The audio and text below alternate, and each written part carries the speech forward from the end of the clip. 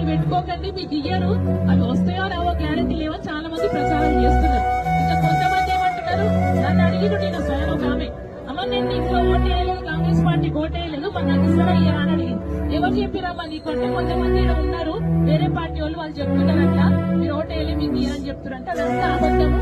ఖచ్చితంగా పార్టీలకి అతీతంగా కుల మతాలకు అతీతంగా అందరికీ కూడా ఇవ్వాలని పెద్దలు రేవంత్ రెడ్డి గారు చెప్పిండమ్మ. పేదోళ్ళు ఎవరైతున్నారో అర్హులు ఎవరుందో వాళ్ళందరికీ ఖచ్చితంగా ఇస్తాము. మాకు అట్లాంటి ద్వేషాలు అవి ఏమి ఉండవు. ఇది వరకు అది నడిచిందేమో, ఏ పార్టీ ఉంటే ఆ పార్టీ వాళ్ళకి ఇచ్చుకునేమో, కానీ ఇప్పుడు అట్లా ఉండదు. ఖచ్చితంగా అందరికీ ఇస్తాము, మీరు ఎలాంటి సందేహాలు పెట్టుకోకండి.